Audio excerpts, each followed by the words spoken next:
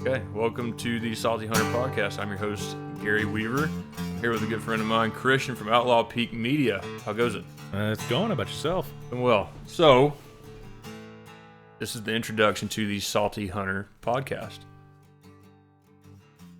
It's going to be about all things Alaska. All things Alaska. Mainly hunting, fishing, hiking, backpacking, outdoors. But it's going to be from a perspective of a guy that's not from here. Me as well. So a little bit on my background. So I moved up to Alaska the first time in 2014 after getting a biology degree where I concentrated in marine biology. So I got a job in fisheries. I came up here and I was an observer on commercial fishing boats out of Kodiak, Seward, and Sitka. My second job was working on the Susitna-Watana Dam project, and that's where they were going to dam up the Susitna River north of Talkeetna. But I was able to stay out in the bush for 10 days at a time, fly in helicopters, take jet boats everywhere, and really just be in the bush. Your dream. My dream. After that, I joined the military in 2015. I was stationed down in Fort Benning for a while. Then I requested to come back to Fort Richardson, and I showed up to the unit in September of 2016. I have lived here ever since. I've tried to do as many adventures as possible. Plan to stay up here until your death? Yeah.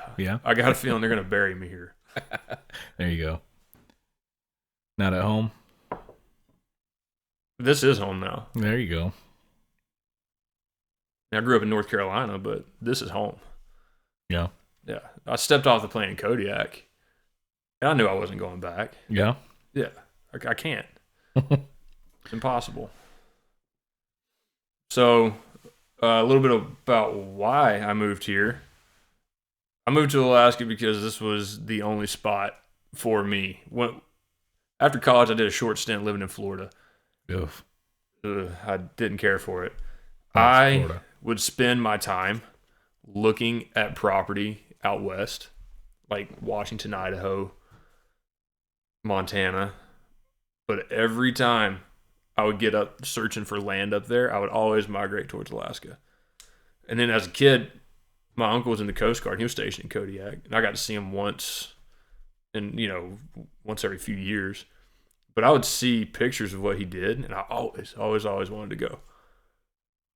Nothing was going to stop me coming up here.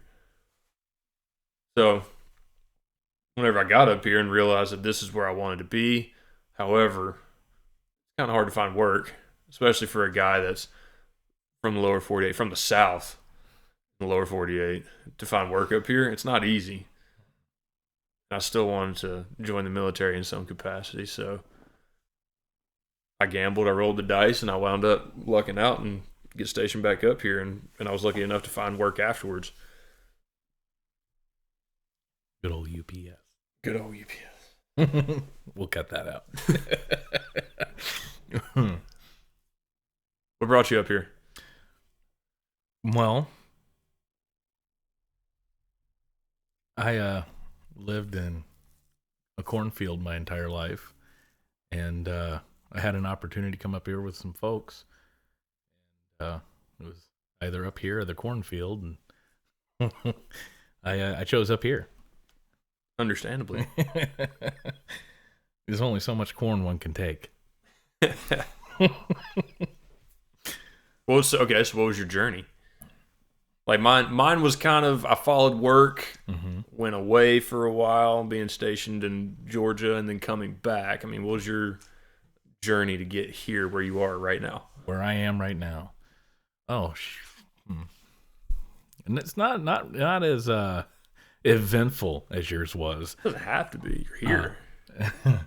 No, it was. I was working 2 dead-end jobs back home, and I had this opportunity to come up here with some folks, and they were dead set on doing it, and I mulled it around, and I just said, "Fuck it." Yeah, I'm going to do it. I want to get out of this rut that I was in, and decided to come up here and get in the same rut. So, so yeah, it's finding.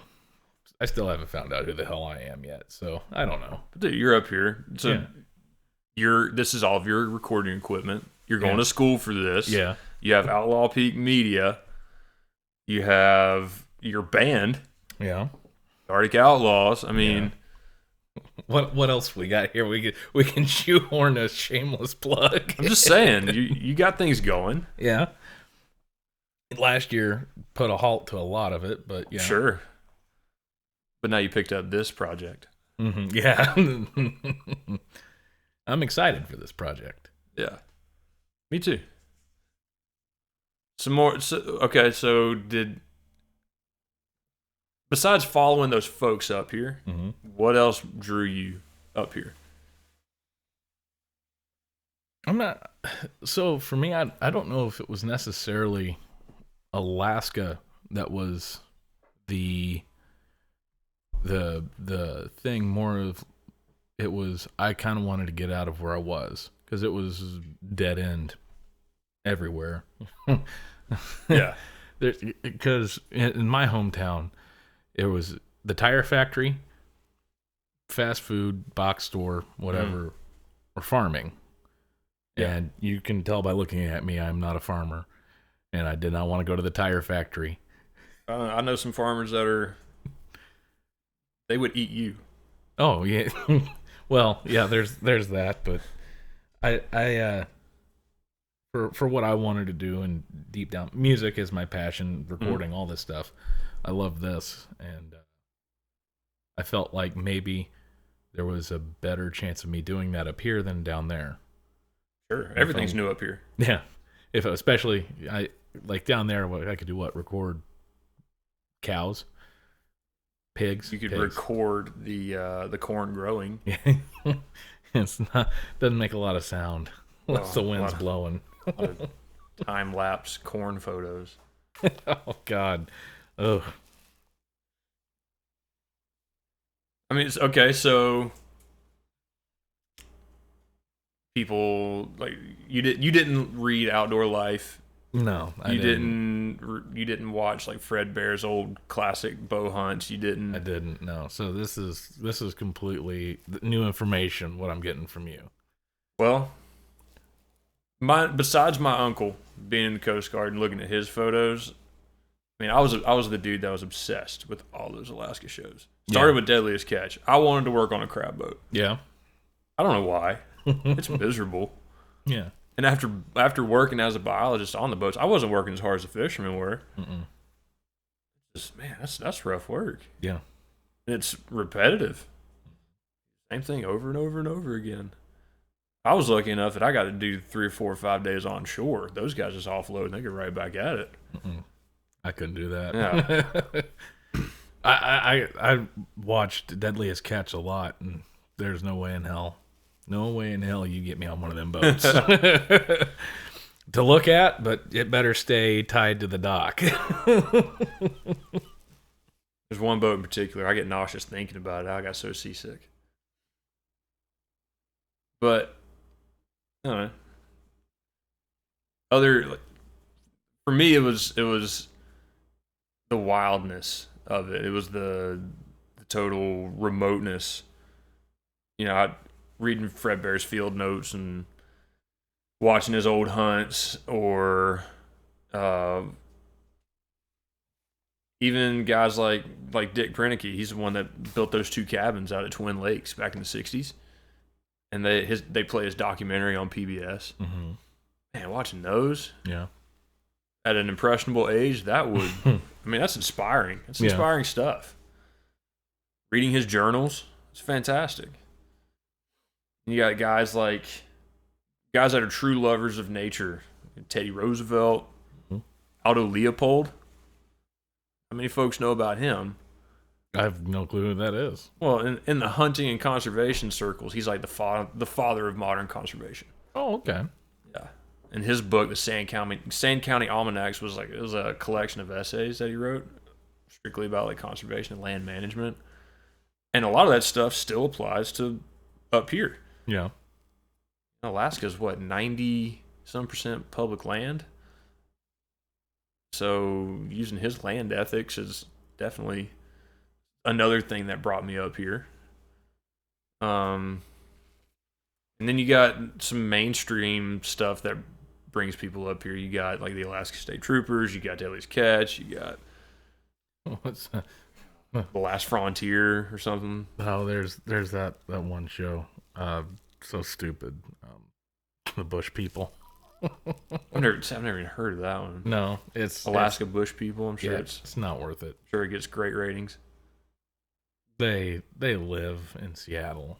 And Oh man, they come out here to film. They're those kind of. Oh man. So that's funny you mentioned something like that, because when I was working on the river, but the state hired on a riverboat company, and they were the ones that would shuffle us up and down the rivers on these boats, and they would run safety for our crews, and that's an independent company. They get hired out by like film crews to do stuff like, oh man, was it like, it wasn't The Amazing Race, it was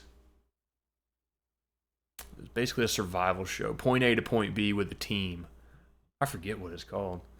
Anyway, they were telling us how it's all horseshit, it's all staged, all these scenarios that these people voluntarily put themselves into, it's all staged. Really? Yeah. So for me to be out in the bush, actually living out of a tent, granted I was at a camp, right? But still, we're in these weatherport tents and no showers, and running water was hit or miss. But to do that for 9 months out of a year is incredible. Yeah. Yeah, and I could, going back to the mainstream stuff, like you can look at guys like Chris McCandless, and he is. You seen that movie Into the Wild? Oh, read the book Into the Wild? Bits and pieces, yeah. Yeah, the guy that died up in the bus. Mm-hmm. Say what you want to about him. His story is somewhat inspiring. He went about it a very poor way. Like, very, very poor way. Yeah. But he definitely was. He has influenced more people to come up to Alaska in his death than I think most living people could say, Right. Which is why they had to move the bus last summer. They moved the bus. Yeah. And they moved it to an undisclosed location. They were tired of rescuing people out there. Oh, yeah. People dying in the river trying to cross it. Everybody's trying to find their... And you know where it's at, don't you? I don't know where it's at. However, I do know the guy that flew it out of there. Oh, yeah? Yeah. I could hit him up. He'd tell me. Yeah. Oh, yeah. It's in my backyard. But anyway, this is just a very short intro of things to come. What kind of message? What's your mission statement for this? I really don't have one nailed down. If you're throwing it at the wall, what's up there? What's on the wall? If I'm just throwing it up at the wall, it's going to be, this place means more to me than I think it does most people. Mm-hmm. Just in regard to, it's a very romantic idea. Yeah. And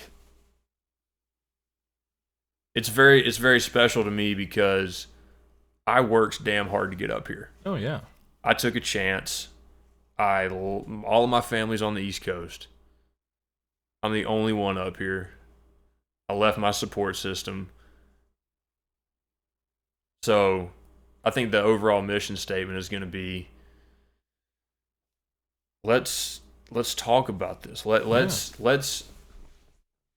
pull together all these ideals of Alaska. It's going to be hunting, fishing, backpacking, biking, paragliding, backcountry skiing, mm-hmm. all these things that bring people together in the outdoors. And let's have an open conversation about it, good or bad. Yeah. We're not going to pull any punches here. All This right. is not for the weak or faint-hearted. We kept it PG rated on this intro, but going forward, it's going to be highly opinionated, and it's going to be a lot of passionate conversations. Oh, really? Yeah. Passionate conversations? Yeah, just a heads up, crossbows are going to be shit on. We at least wait till the second episode to bring that up. But... Fine. Well, anything else? Every podcast is going to have a loose mission. Nothing here is scripted. As you can tell. Nothing is scripted. Everything's going to have a loose topic that we're going to talk about. And I'm going to be bringing in guests, friends of mine, people that are much better at this than I am, people that have more experience than I do, people that I've served in the Army with, people that I've met in the backcountry, people that I draw ideas from. Yeah. Yeah, we're gonna just have a conversation. We're gonna sip whiskey. We're gonna have a conversation. Sounds like a plan to me. Yeah. So, hope everyone enjoys it. If not, let me know. If you do, let me know. Yeah. But there's gonna be more to come. We're open to criticisms. Sure. Yeah. Or I don't know if that's the word you want to use. Open to suggestions. Topics. There we go. That's what. Open to topics. If I miss something that you want me to bring up, let me know. Yeah. Yeah. Have that one guy in? No, I'm not gonna say it. There'll be a couple people in there that feel strongly, but on the other side about. Hey, you know what? That's fine. That's fine. That opens the door. Indeed.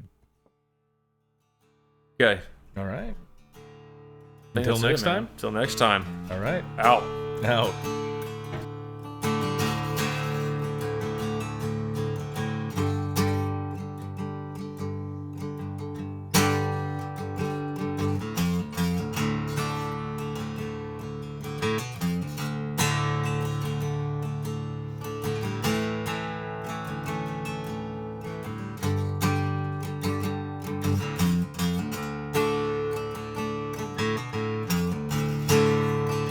Thank you for listening to the Salty Hunter Podcast, brought to you by Outlaw Peak Media.